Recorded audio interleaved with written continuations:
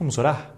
Obrigado, Deus, pela leitura deste texto. Obrigado pelo teu cuidado, pelo teu zelo com as nossas vidas durante esse tempo, ainda que muitos passaram por perdas de pessoas próximas, ainda que muitas vezes tivéssemos andado de alguma forma sem ânimo, esgotados, mas o Senhor nos sustentou e nós estamos aqui hoje.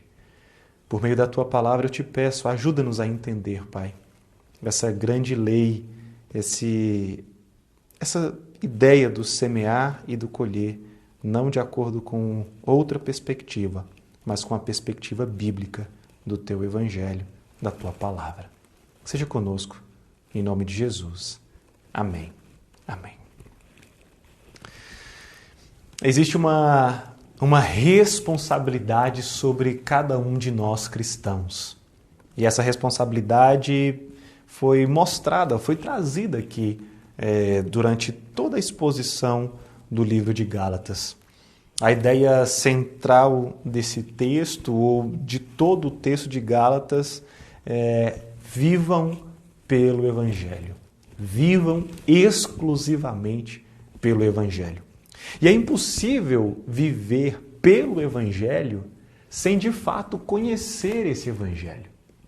É impossível nós querermos alcançar alguns objetivos na nossa vida enquanto cristãos e não conhecermos o Senhor Deus, não conhecermos esse que nos guia, que nos conduz, esse Deus que entregou o seu Filho Jesus para que morresse por nós, no nosso lugar, uma morte substitutiva, porque de fato nós não daríamos conta.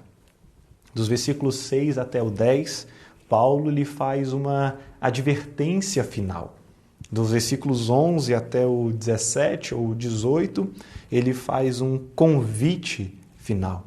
Ele resume em alguns versículos, como veremos a seguir, alguns capítulos dessa carta que ele está escrevendo e direcionando para essa região desses cristãos jovens lá da Galácia. Pois bem, versículo 6, mas aquele que está sendo instruído na palavra, compartilhe todas as coisas boas com aquele que o instrui. Todo cristão, ele deve se enquadrar na descrição daquele que está sendo instruído na palavra. Se é um cristão, e se de fato é um cristão, ele precisa estar sendo instruído na palavra. É incoerente ou se excluem as afirmações ou as afirmativas de que é possível ser cristão e não ser instruído por meio da palavra. E essa ideia da instrução ou de ser ensinado na palavra é aquele que é catequizado, o famoso catequismo. Essa instrução, ela precisa considerar e ela deve considerar, em primeiro lugar, a nossa natureza pecaminosa. Então, quando nós consideramos como instrutores ou sendo instruídos a nossa inferioridade diante de Deus, a nossa incapacidade diante de Deus, a nossa pecaminosidade diante de Deus, então nós podemos ser instruídos e catequizados. Veja como é importante oferecer aos novos convertidos, aos novos cristãos, um corpo de doutrina cristã, o catecismo, ministrado por um instrutor. Ou seja, é preciso que hajam pessoas para instruir, para serem instrutoras, porque há pessoas que são convertidas, novas convertidas recentemente pelo próprio Deus. Não é eu quem me converto, é o Espírito Santo de Deus que me converte. E havendo isso, é preciso que haja então essa instrução, que nós também chamamos de discipulado. Bom, Paulo ele espera, então, que todo cristão novo, ou novo cristão, ele receba um ensinamento básico de discipulado e ele deseja que ele reparta todas as coisas boas com aquele que o instrui. essas coisas boas que está no texto, ou todas as coisas boas com aquele que instrui, provavelmente, ou é possível que essas coisas estejam se referindo a questões financeiras. É possível que esse texto aqui ele esteja se dirigindo à ajuda com o dinheiro, com um recurso para aquele que está instruindo. E como é interessante observar, porque a ideia de dar ou de contribuir ou de oferecer, ou a palavra que pode estar na sua versão, de compartilhar, é a ideia do koinonel, ou a koinonia, né? Como alguns já conhecem essas derivações aí, né? Dessa palavra da comunhão, do compartilhar.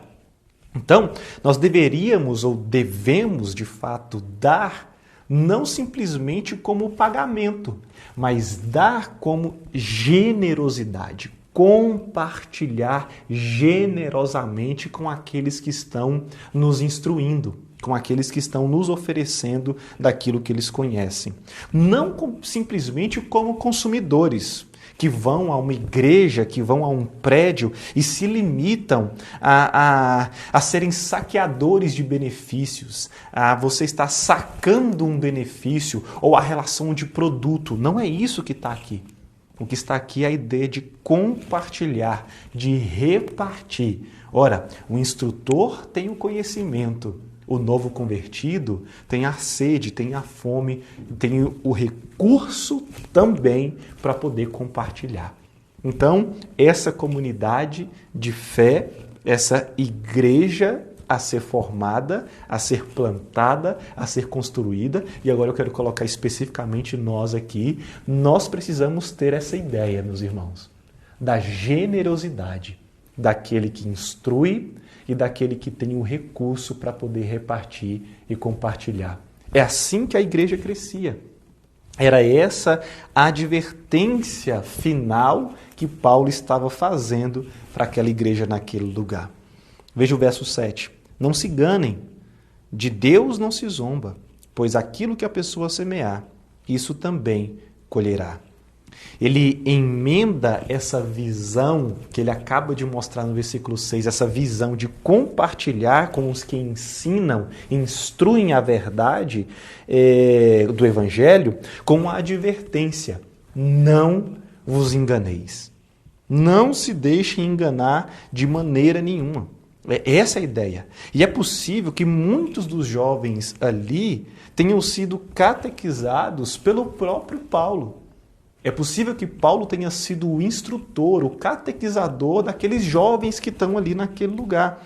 E a relação dos falsos mestres não é de companheirismo. E lembre, Paulo está sempre confrontando, indo de encontro com os falsos mestres. E eles usam, esses falsos mestres, eles usam ou usaram dessa relação para conquistar honra e aprovação para si próprios.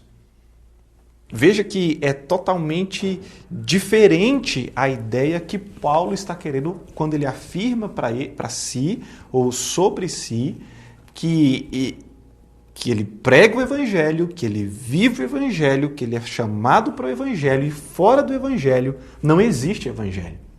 Então a honra e a glória não está em si, mas em Deus, que é o que nós vamos ver. Olha, colher o que você semeia é uma ideia que não pode ser diferente. Não tem como você entender essa lei, ou essa famosa lei do grande retorno, se você não entender isso.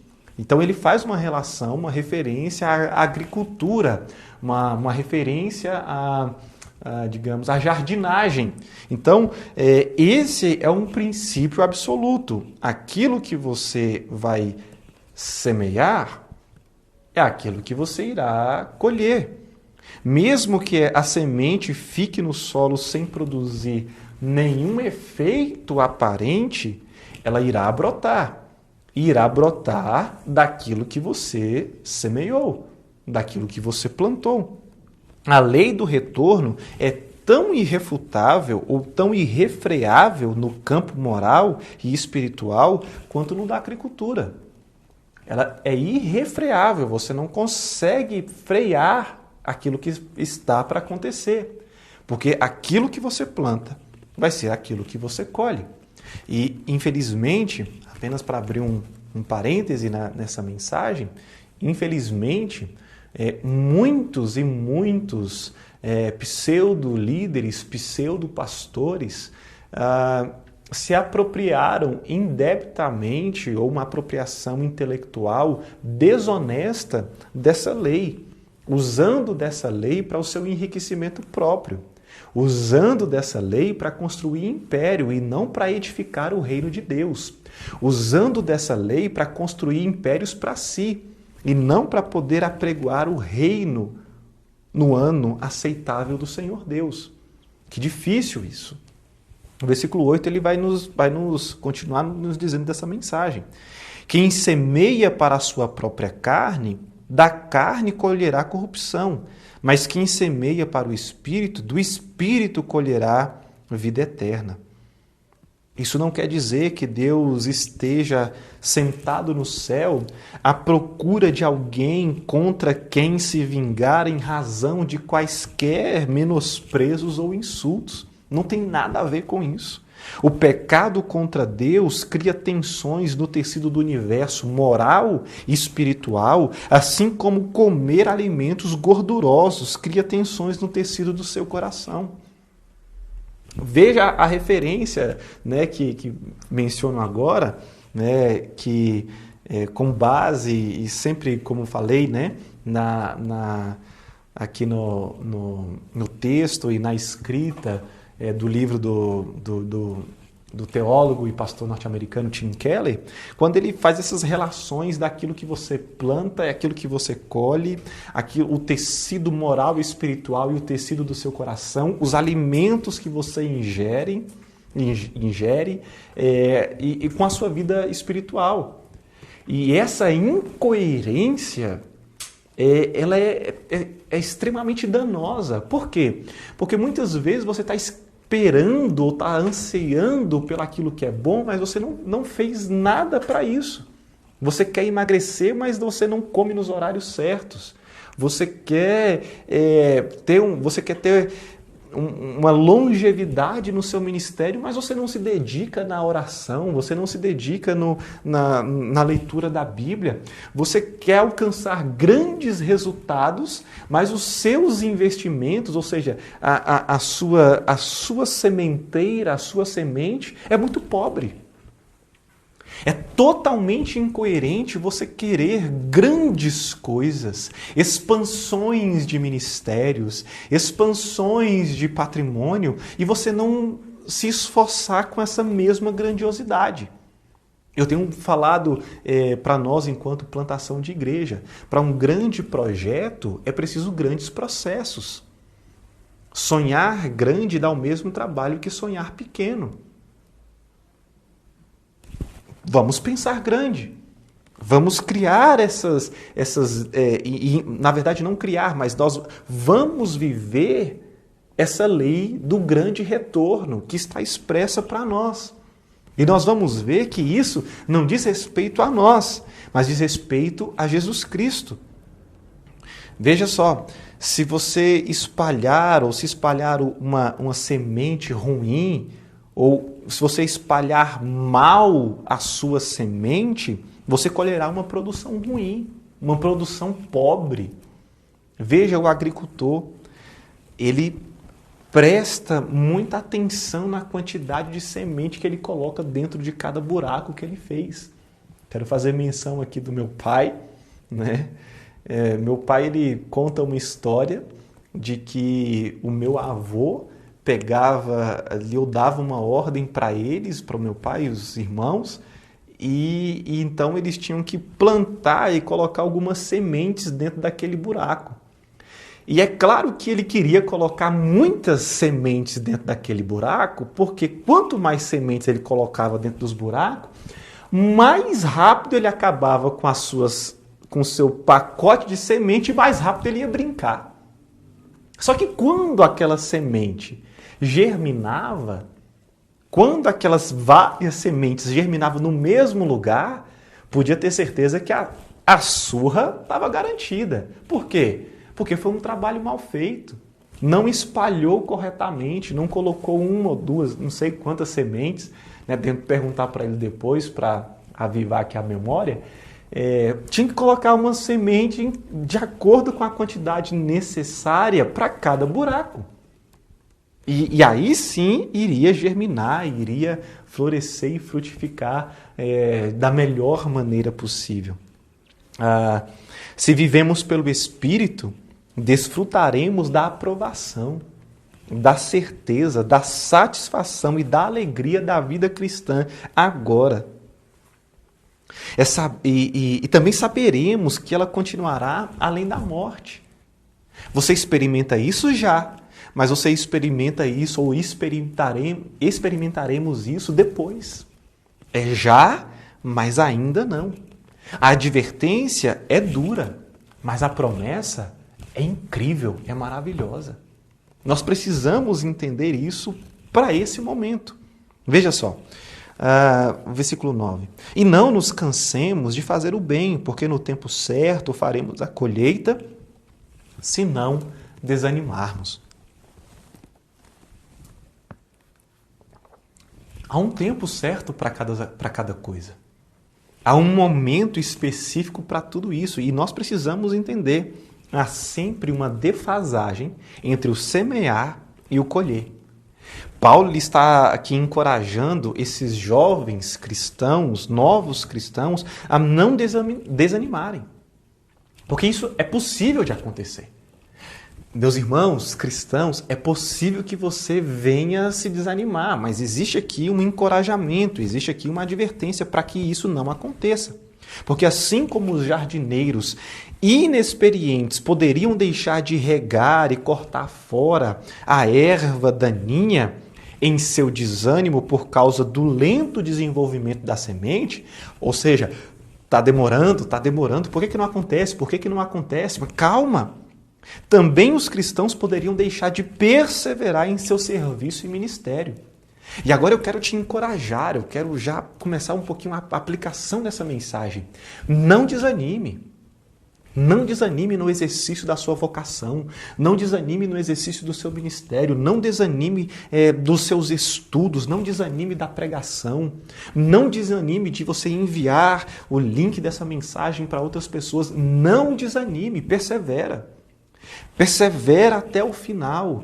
Continua convivendo, continua ofertando, continua dizimando, continua se doando, continua se preocupando, não para por causa de uma aparente não resposta.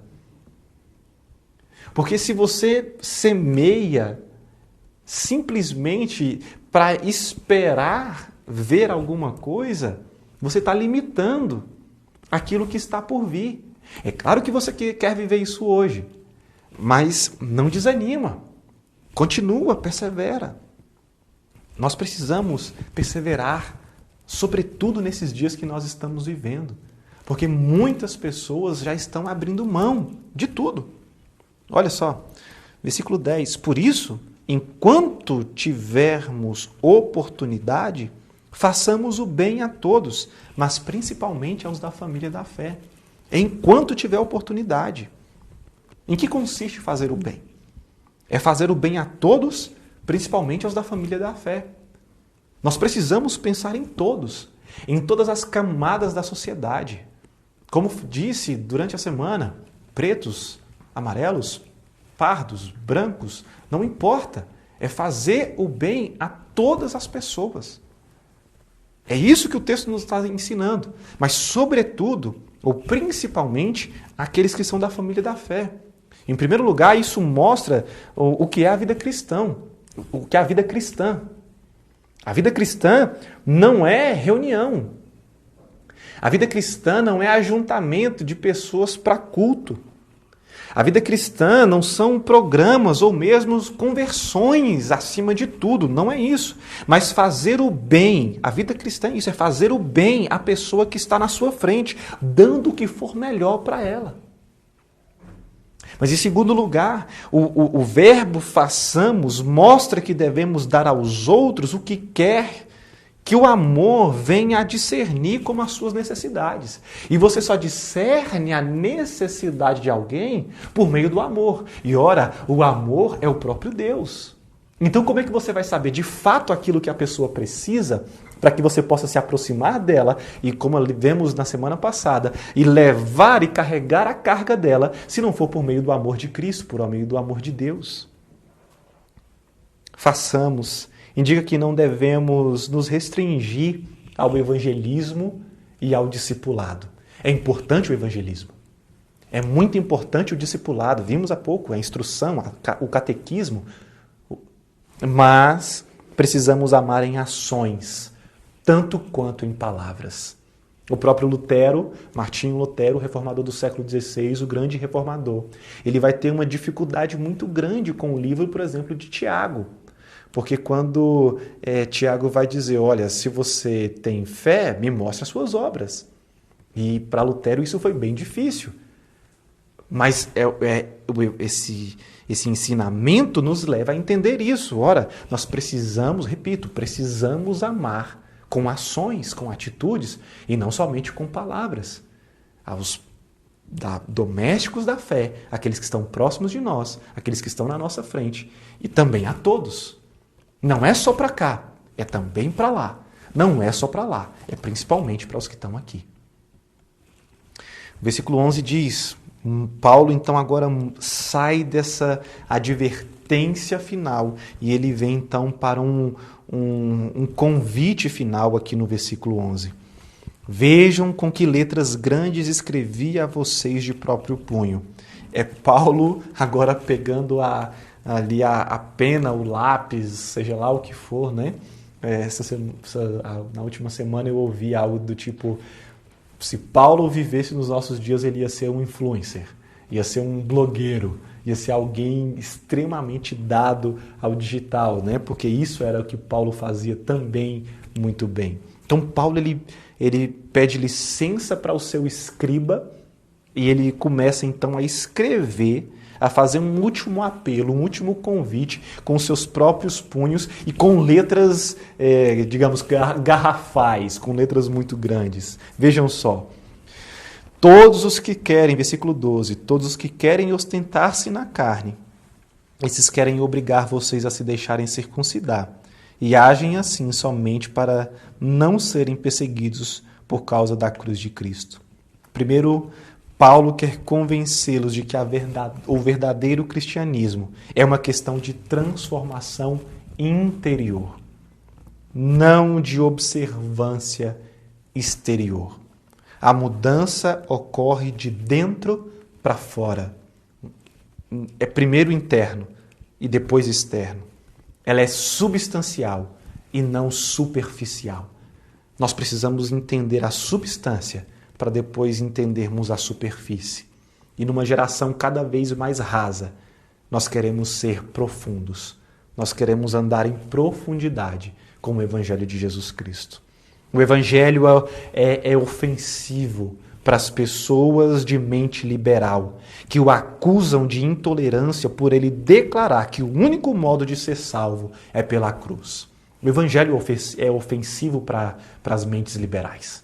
Mas também o Evangelho é ofensivo para a mente conservadora, porque declarar que sem a cruz as pessoas boas estão em apuros, tanto quanto as más, também ofende. Veja só, o Evangelho ofende a mente liberal, mas ele também ofende a mente conservadora. Não é pelo nosso mérito. Não existem pessoas boas, não existem pessoas justas, mas existem pessoas justificadas. Enfim, o Evangelho ele é ofensivo porque a cruz de Cristo se levanta contra todo plano de autossalvação. O Evangelho é ofensivo. A palavra de Deus ofende. E as pessoas vão realmente se sentir ofendidas, porque se elas se considerarem demais ou de menos, superiores ou inferiores, esse Evangelho vai ofender. Uns porque pensam que não tem nada a ver. A Acusarão e dizendo, na sua intolerância, que, como assim, eu só posso ser salvo pela cruz? Outros, porque acham que são bons demais e não precisam dessa cruz. O mundo gosta de religião e moralidade em geral, mas o mundo fica ofendido com a cruz. Alguém já disse que as pessoas não negam Jesus como o único caminho. Aliás, as pessoas não negam Jesus, elas negam Jesus como o único caminho, mas é Ele quem é o único caminho. A cruz é ofensiva por natureza. O evangelho da cruz de Cristo ofende por sua própria natureza. Só conseguimos entender a docilidade do evangelho se primeiro soubermos lidar com o seu ultraje. É ultrajante. Tira a nossa capa de santidade ou de autossantidade, autossantificação, autossalvação. O evangelho nos expõe. O evangelho nos mostra quem de fato nós somos. E aí, veja o versículo 13. Pois nem mesmo os que se deixam circuncidar guardam a lei, mas querem apenas que vocês se submetam à circuncisão para que eles possam se gloriar na carne de vocês. Eles querem se orgulhar na carne de vocês. Não seja desse tipo de pessoa. Nem mesmo os que se circuncidam, eles guardam a lei. Nem mesmo essas pessoas religiosas demais, santas demais, eles conseguem guardar a lei, conseguem se justificar. O legalismo bíblico não pode funcionar em seus próprios termos. Se de fato estudarmos a lei e analisarmos o que ele ou ela ordena, veremos que é impossível nos salvarmos obedecendo a isso. Dizem que, na verdade, são 613 leis, né, da Escritura. Quem é que pode fazer isso? E ainda mesmo que pudesse observar essas 613 leis, ainda assim não estaria salvo, porque a salvação não é pela observância, não é pela performance, não é pelo mérito. Uma religião baseada na exterioridade e comportamento como forma de salvação pode, em primeiro lugar, instigar ao orgulho.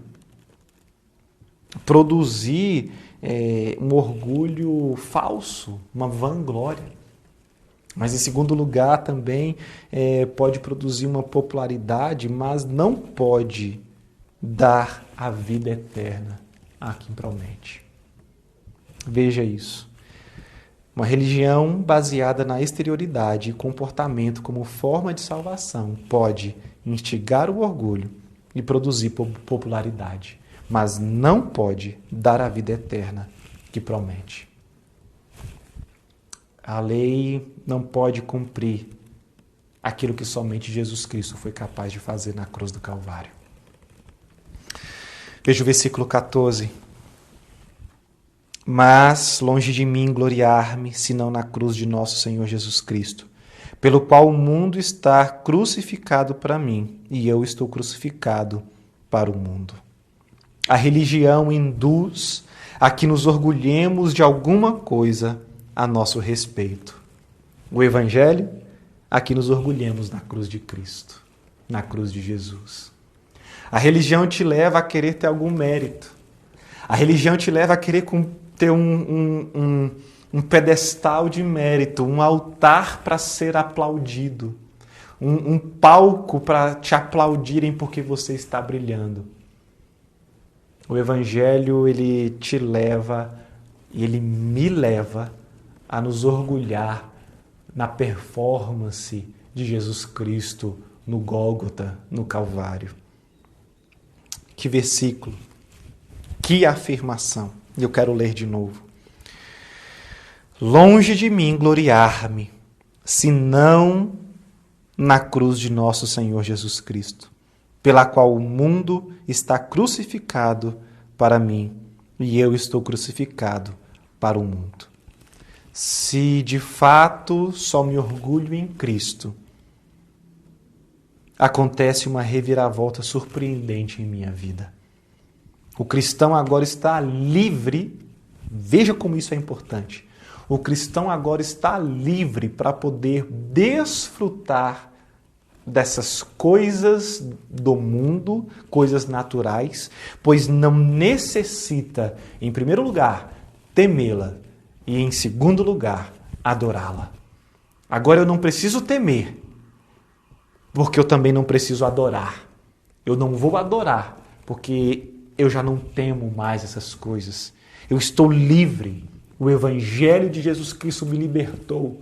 Eu posso, Paulo, né?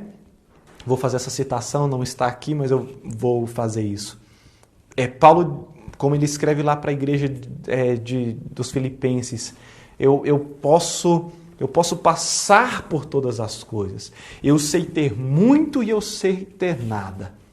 Eu posso experimentar das riquezas naturais, do dinheiro, do cartão de crédito ilimitado, das viagens, ainda que estejam limitadas agora. Eu posso aproveitar e planejar todos esses gastos, tudo isso, um casamento, uma casa, uma viagem, para a América do Norte, para a África, para a Europa, para a Ásia, para a Oceania. E olha, e como eu desejo isso, eu estou falando pessoalmente.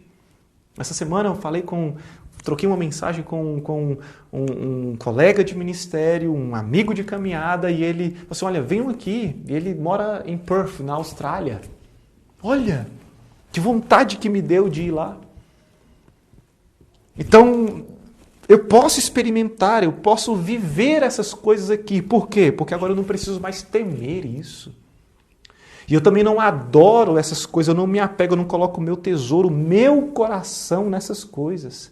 A liberdade do Evangelho de Jesus Cristo me faz entender que se eu semear, eu vou colher. Mas é para agora, mas sobretudo para aquilo que está por vir. Tudo o que importa, versículo 15. Pois nem a circuncisão é coisa alguma, nem a incircuncisão, mas o ser nova criatura. O cristão agora está livre para desfrutar, porque ele não considera nem a circuncisão e nem a incircuncisão como alguma coisa. Tudo o que importa é termos sido feitos nova criatura, por intermédio de Cristo crucificado e ressuscitado. Importa que eu e você sejamos novas criaturas. As coisas velhas passaram, tudo se fez novo, a começar por nós, novas criaturas. O Evangelho, ele muda o futuro. O Evangelho, ele transforma o seu presente. A nova criação do versículo 15, ela está em paralelo com a fé que atua pelo amor, do capítulo 5, versículo 6. Vamos ler?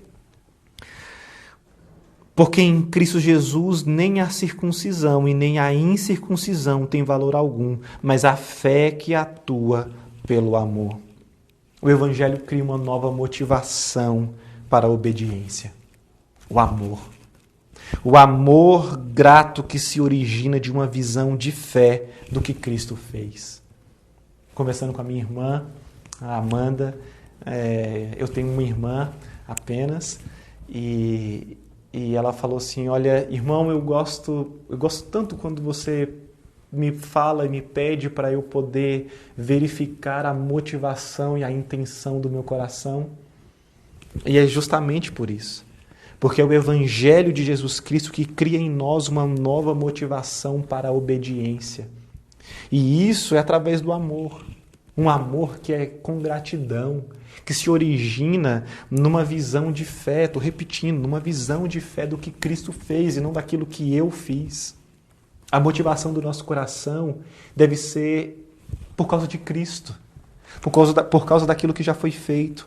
Essa motivação nos renova de dentro para fora. Essa motivação nos leva a entender aquilo que Deus tem para mim e para você. Por que plantar uma igreja? Para a glória de Deus, porque Cristo reúne o seu povo para a palavra, por meio da palavra. E Cristo é aquele que morreu. A palavra não é simplesmente um fato. A boa nova é uma notícia. Não é um conceito abstrato. É uma notícia de alguém, de algo que aconteceu e de algo que está por vir. É o futuro e o presente. E o Evangelho traz novo significado, traz uma mudança. É uma mudança de paradigmas. Ele rompe com o seu status quo. Ele rompe com toda sensação do agora e pronto, acabou. Não. O Evangelho ele vai mostrar e vai apontar, ele vai mudar todos os seus protocolos e paradigmas. O versículo 16 diz, pois, e todos os que andarem em conformidade com esta regra, paz e misericórdia sejam sobre eles e sobre o Israel de Deus. Se os versículos 14 e 15, eles resumem o capítulo 5, o versículo 16, ele sintetiza o que Paulo dizia lá no capítulo 3 de Gálatas. Ele chama o Evangelho de Cristo de regra, de uma norma, né? Então, não sei como está a sua versão aí. Os cristãos são todos filhos de Abraão, herdeiros da promessa que Deus fez a ele. É assim que nós somos. Para terminar, é provável que olha só o versículo 17, quanto ao mais, ninguém me moleste, porque eu trago no corpo as marcas de Jesus. Paulo estava provavelmente se referindo literalmente às suas cicatrizes, deixadas pela tortura, provocadas pela prisão, as surras, né, recebidos, chicoteado por causa de Jesus Cristo ou por causa do Evangelho de Cristo. É isso que nós precisamos entender.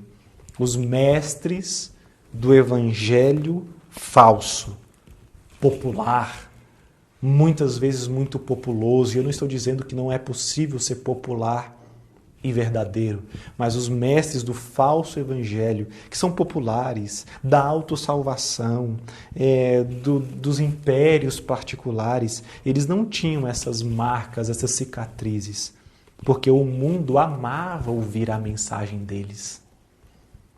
E a advertência, a aplicação que faço agora é essa. Cuidado. Cuidado com que tipo de mensagem você está consumindo. Tome cuidado. Eu quero aplicar essa mensagem. Em primeiro lugar, orgulhe-se somente na cruz de Cristo.